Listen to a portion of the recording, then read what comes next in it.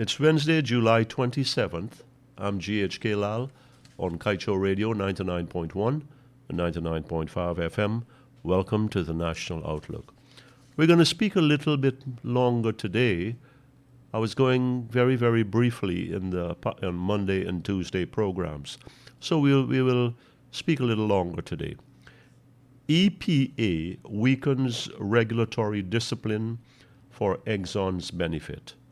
Approach spells danger for Guyana, former EPA head.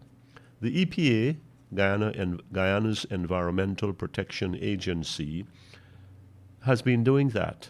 And the former EPA head is Dr. Vincent Adams, a real skillful and highly qualified Guyanese expert in the field of oil and gas.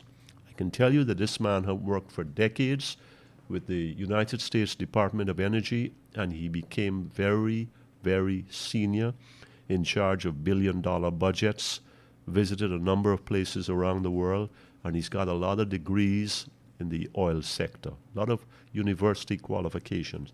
He knows what he's talking about.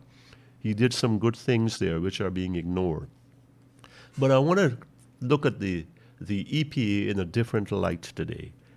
EPA weakens regulatory discipline for Exxon's benefit. Indeed, that is so, and I agree with that. And I want to tell you something. I have been beating up on the EPA because of its poor performance in terms of protecting us, protecting the environment, looking out for what is the best for us.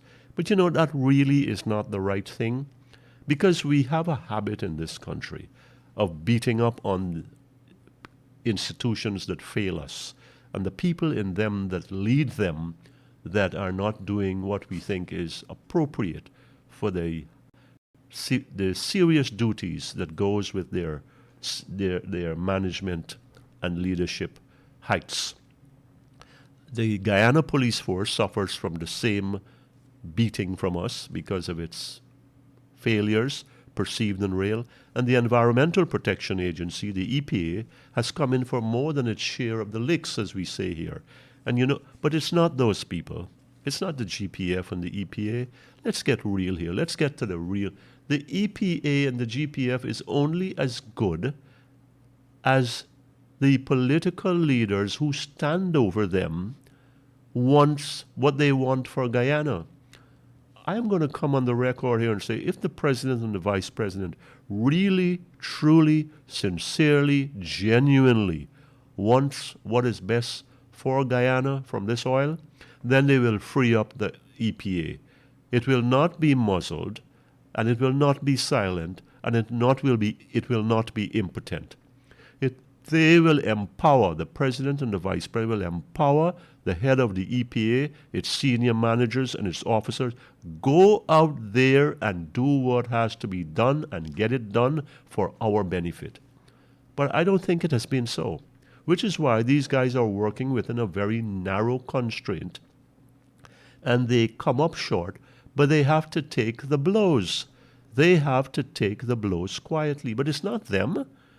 It's the people who put them there. I mean, some of us would not have stayed and say, I can't deal with this job. You can take this job and do whatever you want with it.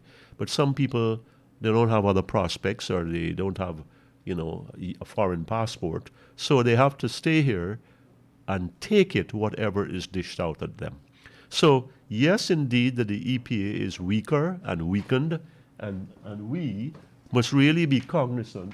We must be cognizant of what its role is and how limited it is. So as we recognize that so much is falling short on the EPA's part, let us also detect that it's not just the EPA, it's not the EPA, but it's the people who are standing on top of the EPA. I'm GHK Lall on Kaieteur Radio 99.1 and 99.5 FM. Thank you for listening to the National Outlook.